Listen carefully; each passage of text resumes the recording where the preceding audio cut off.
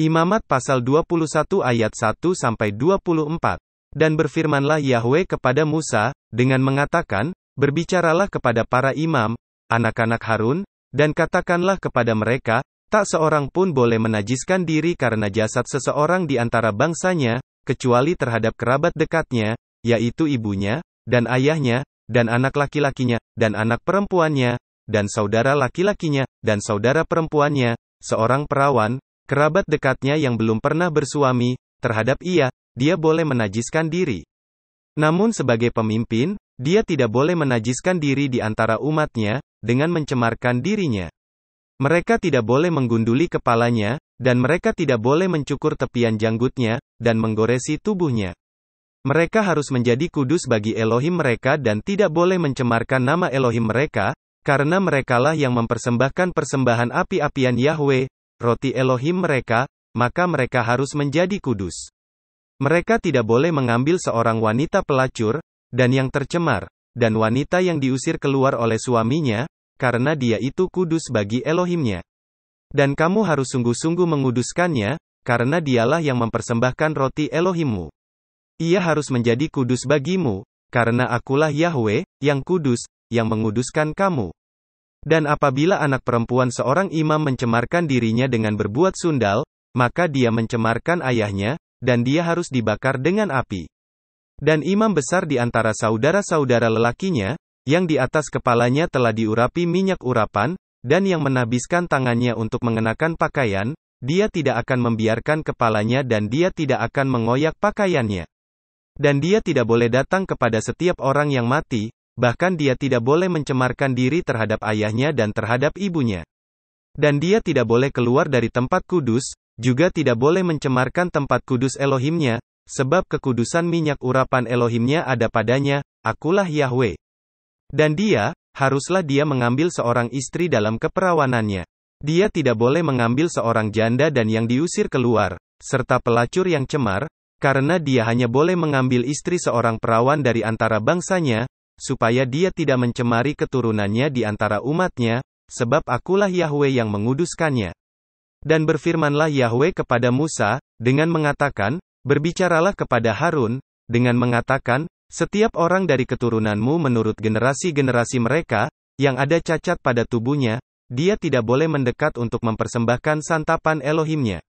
Sebab, tidak seorang pun yang cacat pada tubuhnya boleh mendekat, orang buta, atau timpang, atau cacat muka, atau cacat bentuk tubuh, atau orang yang kaki atau tangannya patah, atau bongkok atau kerdil, atau yang bular matanya, atau berkudis, atau berkeropeng, atau yang rusak buah pelirnya. Siapapun dari keturunan Imam Harun yang cacat pada tubuhnya, dia tidak boleh mendekat untuk mempersembahkan persembahan api-apian Yahwe, yang cacat pada tubuhnya tidak boleh mendekat untuk mempersembahkan persembahan sajian Elohimnya. Roti Elohimnya, baik dari kemahakudusan maupun dari kekudusan, boleh dia makan. Tetapi dia tidak boleh masuk ke dalam tabir dan tidak boleh datang mendekat ke mezbah, dan karena cacat pada tubuhnya, dia tidak boleh mencemarkan tempat kudusku, sebab akulah Yahwe yang menguduskan mereka. Lalu, Musa pun mengatakan kepada Harun, dan kepada anak-anak Harun, dan kepada segenap Bani Israel. Imamat pasal 22 ayat 1-33. Dan berfirmanlah Yahwe kepada Musa, dengan mengatakan, berbicaralah kepada Harun dan kepada anak-anaknya, dan biarlah mereka menazirkan diri dari hal-hal kudus Bani Israel dan mereka tidak boleh mencemarkan nama kudusku yang mereka kuduskan bagiku, akulah Yahwe. Katakanlah kepada mereka, kepada generasi-generasimu, setiap orang dari segenap keturunanmu yang mendekat pada hal-hal kudus, yang Bani Israel kuduskan bagi Yahwe, tetapi kenajisannya ada pada dirinya, maka orang itu harus dilenyapkan dari hadapanku, akulah Yahwe. Setiap orang dari keturunan Harun, dan dia itu terkena kusta atau mengeluarkan lelehan, dia tidak boleh makan dari hal-hal kudus sampai saat dia menjadi tahir. Dan orang yang bersentuhan dengan setiap makhluk yang najis, atau orang yang daripadanya keluar air mani persetubuhan, atau orang yang bersentuhan dengan segala yang berkeriapan yang dengannya dia menjadi najis, atau dengan manusia yang karenanya dia menjadi najis karena segala kenajisannya, maka makhluk yang bersentuhan dengannya akan menjadi najis sampai petang, dan dia tidak boleh makan dari hal-hal kudus, kecuali dia telah memandikan tubuhnya dengan air. Ketika matahari telah terbenam, maka dia menjadi tahir, dan sesudah itu, ia boleh makan dari hal-hal kudus, karena itulah makanannya. Dia tidak boleh makan bangkai dan hewan yang tercabik karena dia akan menjadi najis olehnya, akulah Yahwe. Dan mereka harus tetap menjaga perintahku, dan mereka tidak boleh berbuat dosa melawan perintah itu karena mereka akan mati oleh karenanya ketika mereka mencemarkannya, akulah Yahwe yang menguduskan mereka.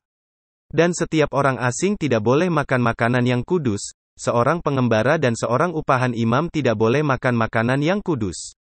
Dan apabila seorang imam membeli seseorang, yang diperoleh dengan uangnya sendiri, orang itu boleh makan bersamanya. Dan mereka yang lahir di rumahnya, boleh makan dari antara rotinya. Dan ketika anak perempuan seorang imam menjadi milik pria asing, ia tidak boleh makan hal-hal yang kudus dalam persembahan hunjukan.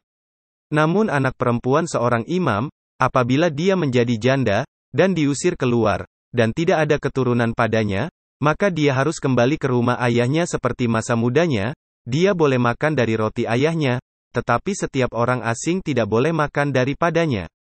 Dan apabila seseorang makan makanan yang kudus tanpa sengaja, maka dia harus menambahkan 1/5 bagian padanya, dan dia harus memberikannya kepada imam, bersama roti yang kudus itu. Dan mereka tidak boleh mencemarkan makanan kudus Bani Israel yang mereka hunjukkan kepada Yahwe. Dengan demikian mereka menanggung beban atas persembahan penebus salah ketika mereka makan makanan mereka yang kudus, sebab akulah Yahwe yang menguduskan mereka.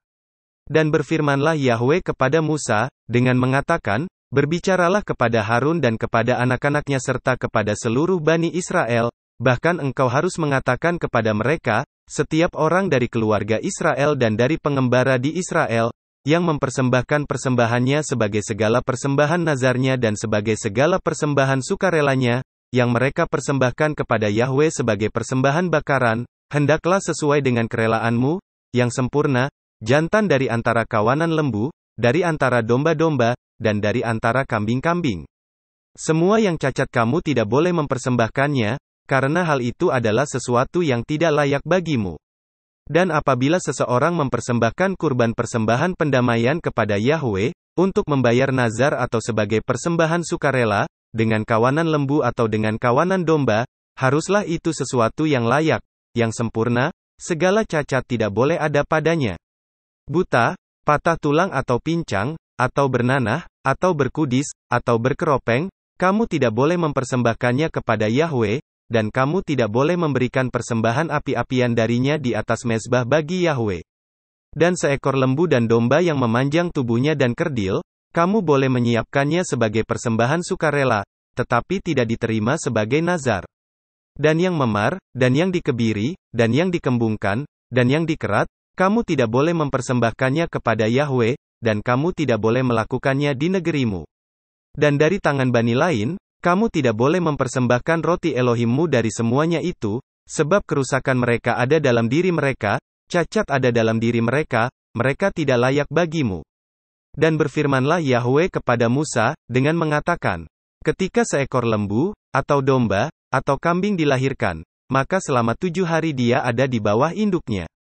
Namun dari hari ke-8 dan seterusnya, dia dapat diterima sebagai persembahan, suatu persembahan api-apian bagi Yahwe. Namun seekor lembu atau domba, kamu tidak boleh menyembelinya bersama anaknya pada hari yang sama. Dan apabila kamu mengorbankan kurban persembahan syukur bagi Yahwe, kamu harus mengorbankannya dengan sukarela. Pada hari itu harus dimakan, kamu tidak boleh menyisakannya sampai pagi berikutnya, akulah Yahwe. Dan kamu harus memelihara perintah-perintahku dan melakukannya, akulah Yahwe. Dan kamu tidak boleh mencemarkan namaku yang kudus, dan aku dikuduskan di tengah-tengah Bani Israel. Akulah Yahwe yang menguduskan kamu, yang membawa kamu keluar dari tanah Mesir, untuk menjadi Elohim bagimu, akulah Yahwe. Imamat pasal 23 ayat 1-44. Dan berfirmanlah Yahwe kepada Musa, dengan mengatakan, berbicaralah kepada Bani Israel, dan engkau harus berkata kepada mereka, hari-hari raya yang ditetapkan Yahwe, yang harus kamu maklumkan, seperti pertemuan-pertemuan kudus ini, semua adalah perayaanku yang telah ditetapkan. 6 hari lamanya haruslah pekerjaan dilakukan, dan pada hari ke-7 itulah sabat perhentian, suatu pertemuan kudus, kamu tidak boleh melakukan segala pekerjaan. itulah Sabat bagi Yahwe di seluruh tempat tinggalmu. Inilah hari-hari raya yang ditetapkan Yahwe, pertemuan-pertemuan kudus yang harus kamu ingat pada hari-hari raya yang ditetapkan bagi mereka. Pada bulan pertama, pada hari ke-14 bulan itu, di antara sore dengan petang, itulah Paskah bagi Yahwe. Dan pada hari ke-15 pada bulan itu, itulah perayaan hari raya roti tidak beragi bagi Yahwe, selama 7 hari, kamu harus makan roti tidak beragi. Pada hari pertama, pertemuan kudus harus menjadi milikmu, kamu tidak boleh melakukan pekerjaan berat apapun, dan kamu harus mempersembahkan persembahan api-apian bagi Yahwe 7 hari lamanya. Pada hari ke-7 pertemuan kudus, kamu tidak boleh melakukan pekerjaan berat apapun.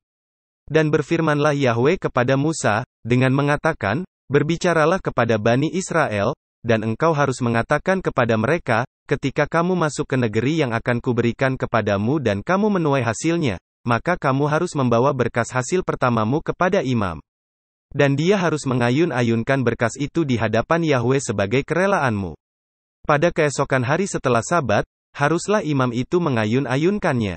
Dan pada hari kamu mengayun-ayunkan berkas itu, kamu harus mengolah seekor anak domba yang sempurna, berumur setahun, sebagai persembahan bakaran bagi Yahwe, dan persembahan sajiannya, 2/10 bagian tepung halus yang diadon dengan minyak, suatu persembahan api-apian bagi Yahwe, bau harum yang menenangkan, dan persembahan curahannya, anggur 1/4 hin.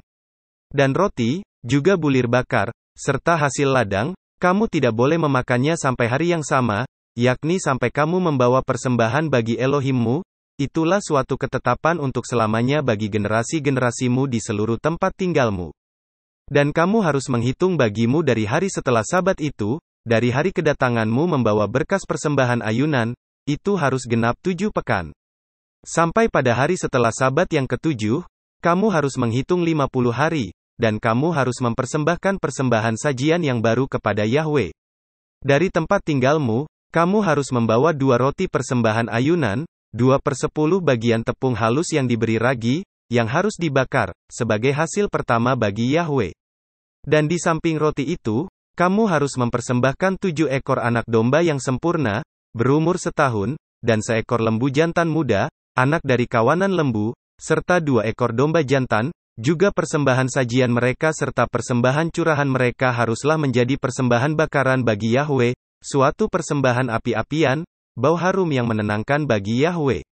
Dan kamu harus menyiapkan seekor anak kambing sebagai persembahan penghapus dosa dan 2 ekor anak domba berumur setahun sebagai kurban persembahan pendamaian.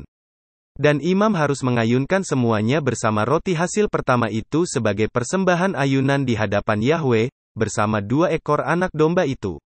Semuanya itu harus kudus bagi Yahwe, untuk imam. Dan pada hari yang sama kamu harus memaklumkan pertemuan kudus, itu harus menjadi milikmu. Kamu tidak boleh melakukan pekerjaan berat apapun. Itulah suatu ketetapan untuk selamanya di seluruh tempat tinggalmu bagi generasi-generasimu. Dan dalam menuai hasil ladangmu, engkau tidak boleh memanen habis sampai pinggir ladangmu saat kamu menuai, dan engkau tidak boleh mengumpulkan sisa-sisa panenmu karena kamu harus meninggalkannya bagi orang miskin dan pengembara. Akulah Yahwe, Elohimmu. Dan berfirmanlah Yahwe kepada Musa, dengan mengatakan, berbicaralah kepada Bani Israel, dengan mengatakan, dalam bulan ke-7, pada tanggal 1 bulan itu, haruslah itu menjadi Sabat bagimu, suatu peringatan peniupan nafiri, suatu pertemuan kudus. Kamu tidak boleh melakukan pekerjaan apapun, dan kamu harus mempersembahkan persembahan api-apian kepada Yahwe. Dan berfirmanlah Yahwe kepada Musa, dengan mengatakan, demikian pula, pada tanggal 10 pada bulan ke-7, itulah hari penebusan, itu harus menjadi pertemuan kudus bagimu, dan kamu harus merendahkan dirimu, dan mempersembahkan persembahan api-apian kepada Yahwe. Dan kamu tidak boleh melakukan pekerjaan apapun pada hari itu. Sebab itulah hari penebusan untuk mengadakan penebusan bagimu di hadapan Yahwe, Elohimmu. Sebab, setiap orang yang tidak merendahkan dirinya pada hari itu, maka dia harus dilenyapkan dari bangsanya. Dan setiap orang yang melakukan pekerjaan apapun pada hari itu, maka aku akan melenyapkan orang itu dari tengah-tengah bangsanya. Kamu tidak boleh melakukan pekerjaan apapun, suatu ketetapan untuk selamanya bagi generasi-generasimu di seluruh tempat tinggalmu. Itulah sabat perhentian bagimu dan kamu harus merendahkan dirimu pada tanggal 9 bulan itu pada petang hari. Dari petang hingga petang, kamu harus merayakan sabatmu. Dan berfirmanlah Yahwe kepada Musa, dengan mengatakan, berbicaralah kepada Bani Israel, dengan mengatakan, pada hari ke-15 bulan ke-7, itulah hari raya pondok daun, 7 hari bagi Yahwe. Pada hari pertama, adalah pertemuan kudus, kamu tidak boleh melakukan pekerjaan apapun. 7 hari lamanya kamu harus mempersembahkan persembahan api-apian kepada Yahwe. Pada hari ke-8, harus menjadi pertemuan kudus bagimu, dan kamu harus mempersembahkan persembahan api-apian bagi Yahwe. Itulah suatu perayaan perkumpulan, kamu tidak boleh melakukan pekerjaan apapun. Inilah hari-hari raya yang ditetapkan Yahwe, yang harus kamu maklumkan, pertemuan kudus untuk membawa persembahan api-apian bagi Yahwe, persembahan bakaran dan persembahan sajian, suatu kurban, dan persembahan curahan, satu hari berdasarkan harinya, di luar dari sabat-sabat Yahwe dan di luar dari pemberian-pemberianmu, dan di luar dari segala nazarmu dan di luar dari segala persembahan sukarelamu, yang hendak kamu berikan kepada Yahwe. Demikian pula, pada hari ke-15 dalam bulan ke-7, ketika kamu mengumpulkan hasil ladangmu, kamu harus mengadakan perayaan bagi Yahwe 7 hari lamanya. Pada hari pertama adalah sabat perhentian dan pada hari ke-8 adalah sabat perhentian juga.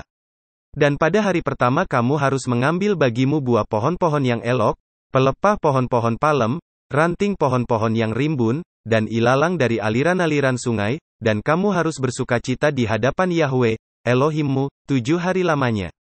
Dan kamu harus merayakannya bagi Yahwe 7 hari lamanya dalam 1 tahun. Itulah suatu ketetapan untuk selamanya bagi generasi-generasimu. Dalam bulan yang ke-7 kamu harus merayakannya. Kamu harus tinggal di dalam pondok-pondok daun selama 7 hari. Semua orang Israel asli harus tinggal di dalam pondok-pondok daun, agar generasi-generasimu mengetahui bahwa aku telah memerintahkan Bani Israel tinggal di pondok-pondok daun ketika aku membawa mereka keluar dari tanah Mesir. Akulah Yahwe, Elohimmu. Dan Musa pun mengumumkan hari-hari raya yang ditetapkan Yahwe kepada Bani Israel. Imamat pasal 24 ayat 1-23. Dan berfirmanlah Yahwe kepada Musa, dengan mengatakan, perintahkanlah Bani Israel agar mereka membawa kepadamu minyak zaitun tumbuk yang murni untuk lampu sehingga lampu menyala terus-menerus, di bagian luar dari tabir kesaksian, di dalam kemah pertemuan. Harun harus terus mengaturnya dari petang hingga pagi hari di hadapan Yahwe. Itulah suatu ketetapan untuk selamanya bagi generasi-generasimu. Ia harus terus mengatur lampu-lampu itu di atas kaki pelita yang terbuat dari emas murni di hadapan Yahwe. Dan engkau harus mengambil tepung halus dan dengannya engkau harus membakar 12 roti bundar, satu roti bundar haruslah 2/10 bagian.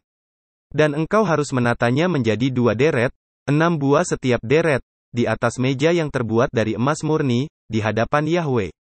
Dan engkau harus menata di atas deretan itu kemenyan murni, maka dia akan menjadi roti persembahan ingat-ingatan, suatu persembahan api-apian bagi Yahwe. Pada setiap hari Sabat, ia harus terus mengaturnya di hadapan Yahwe. Itulah suatu ketetapan perjanjian untuk selamanya dari pihak Bani Israel. Dan itu menjadi milik Harun dan anak-anaknya. Dan mereka harus memakannya di tempat yang kudus, sebab, itulah persembahan maha kudus baginya, yaitu dari persembahan api-apian Yahwe, suatu ketetapan untuk selamanya.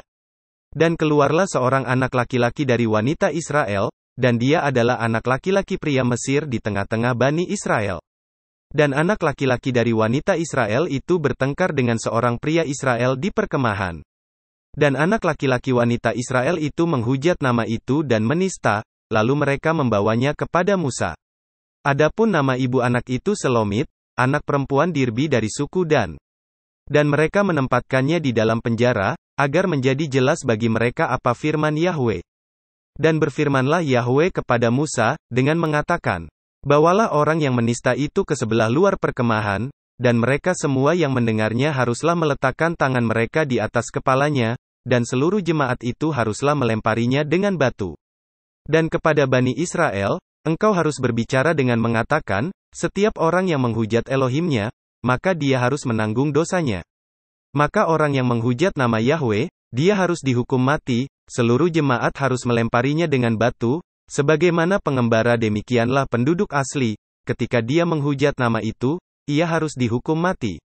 Dan ketika seseorang menghantam setiap jiwa manusia, dia harus dihukum mati.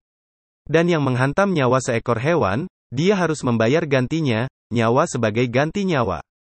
Dan seseorang yang membuat cacat sesamanya, demikianlah harus diperlakukan kepadanya. Patah sebagai ganti patah, mata sebagai ganti mata, gigi sebagai ganti gigi. Seperti yang ia buat cacat pada seseorang, demikianlah itu harus diperlakukan terhadapnya. Dan yang menghantam hewan, dia harus membayar gantinya, tetapi yang menghantam manusia, dia harus dihukum mati. Satu peraturan berlaku bagi kamu, sebagaimana pengembara, seperti itulah penduduk asli, sebab akulah Yahwe, Elohimmu. Dan berbicaralah Musa kepada Bani Israel, lalu mereka membawa yang menista itu ke sebelah luar perkemahan dan mereka melemparinya dengan batu. Dan Bani Israel melakukan seperti yang Yahwe telah memerintahkannya kepada Musa. Imamat pasal 25 ayat 1-55. Dan berfirmanlah Yahwe kepada Musa di Gunung Sinai, dengan mengatakan, berbicaralah kepada Bani Israel dan engkau harus mengatakan kepada mereka, apabila kamu tiba di negeri yang akan kuberikan kepadamu, maka negeri itu harus memelihara sabat bagi Yahwe. 6 tahun lamanya engkau harus menaburi ladangmu dan 6 tahun lamanya engkau harus memetik kebun anggurmu dan mengumpulkan hasilnya. Dan pada tahun ke-7 haruslah menjadi suatu sabat perhentian bagi negeri itu, suatu sabat bagi Yahwe. Engkau tidak boleh menabur benih di ladangmu dan engkau tidak boleh menyiangi kebun anggurmu. Engkau tidak boleh menuai sisa tuaian yang telah tumbuh. Dan engkau tidak boleh mengumpulkan buah anggurmu yang tidak terawat, tahun itu harus menjadi sabat perhentian bagi negeri itu. Dan haruslah sabat negeri itu ada pada kamu sebagai makanan bagimu dan bagi budakmu dan bagi wanita pelayanmu dan bagi orang upahanmu dan bagi pengembaramu yang mengembara bersamamu, dan bagi hewanmu, dan bagi binatang yang ada di negerimu, seluruh hasilnya untuk makan. Dan engkau harus menghitung bagimu sendiri 7 sabat tahunan, 7 kali 7 tahunan, dan masa 7 sabat tahunan itu menjadi 49 tahun. Dan pada bulan ke-7, pada tanggal 10 bulan itu haruslah engkau memperdengarkan sangkakala tanda peringatan, pada hari penebusan itu haruslah kamu memperdengarkan sangkakala di seluruh negerimu. Dan kamu harus menguduskan tahun itu, tahun ke-50. Dan kamu harus memaklumkan kebebasan di negeri itu bagi seluruh penduduknya. Itu harus menjadi yobel bagimu. Dan kamu harus mengembalikan setiap orang kepada miliknya, dan kamu harus mengembalikan seseorang kepada kaumnya. Inilah Yobel, tahun ke-50, itu menjadi 1 tahun bagimu. Kamu tidak boleh menabur dan tidak boleh menuai hasil sisa tuaian yang tumbuh dan kamu tidak boleh memetik dari yang tidak terawat. Sebab, itulah Yobel kudus, itu menjadi milikmu, dari ladang itu, kamu harus makan hasilnya. Dalam tahun Yobel itu, kamu harus mengembalikan seseorang kepada miliknya. Dan apabila kamu menjual sesuatu kepada sesamamu atau membeli dari tangan sesamamu, hendaklah kamu tidak merugikan seorang terhadap saudaranya. Menurut jumlah tahun-tahun setelah Yobel, engkau harus membeli dari sesamamu, menurut jumlah tahun-tahun hasil panen, dia menjual kepadamu. Berdasarkan banyaknya tahun-tahun, engkau harus melipat gandakan nilai jualnya, dan berdasarkan sedikitnya tahun-tahun, engkau harus menyusutkan nilai jualnya, sebab, ia menjual kepadamu jumlah hasil panen itu. Dan kamu tidak boleh merugikan seorang terhadap sesamanya. Dan engkau harus takut akan Elohimmu, sebab akulah Yahwe, Elohimmu. Dan kamu harus melakukan ketetapanku, dan kamu harus memelihara peraturanku dan melakukannya, dan kamu akan tinggal di negeri itu dengan aman.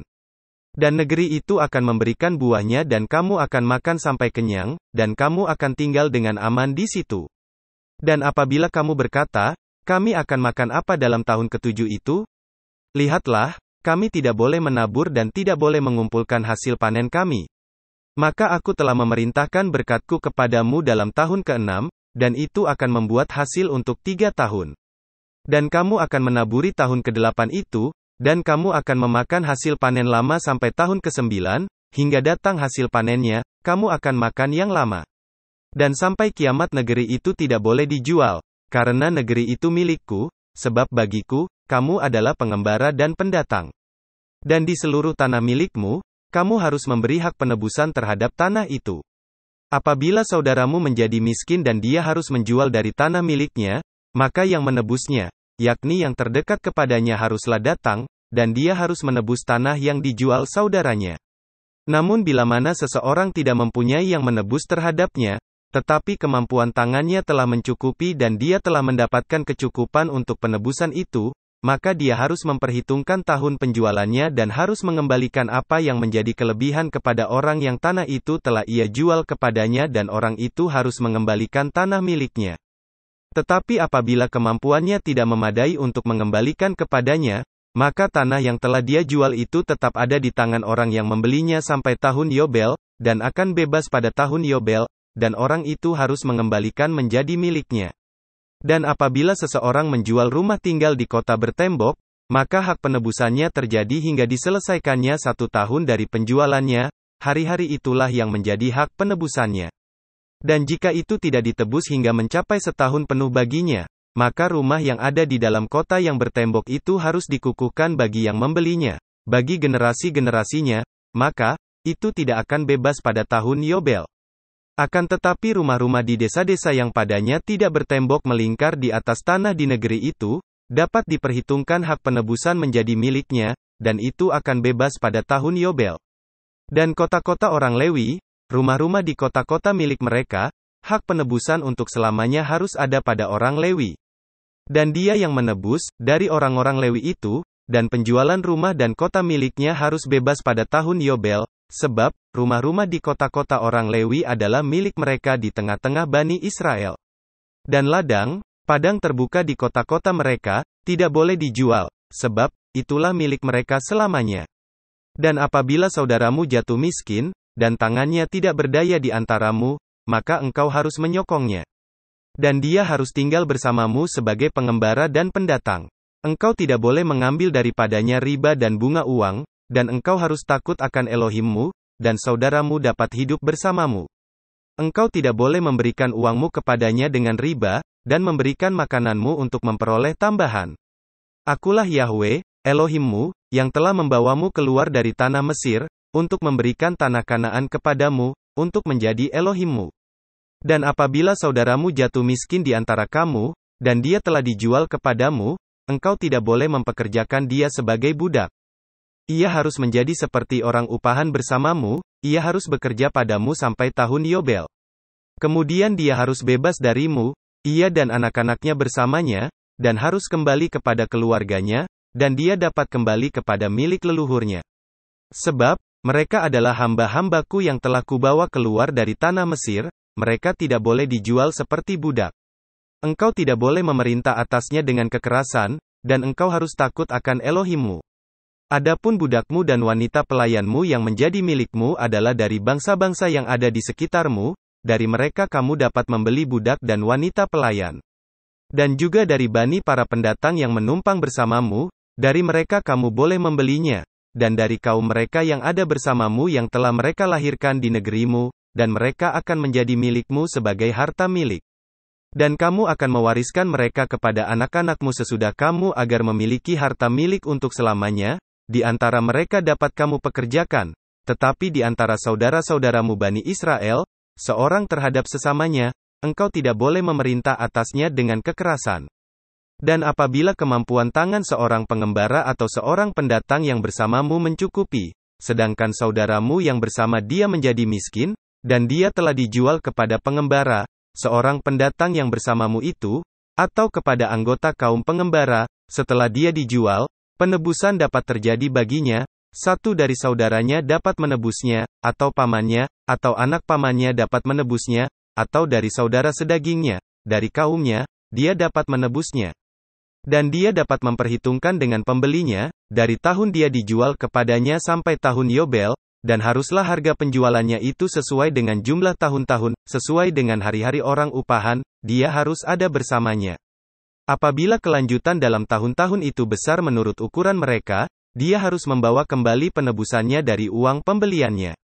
Dan apabila sedikit saja tersisa atas tahun-tahun itu sampai tahun Yobel, maka dia harus memperhitungkan dengan orang itu, seperti jumlah tahunnya, maka dia harus membayar kembali tebusannya.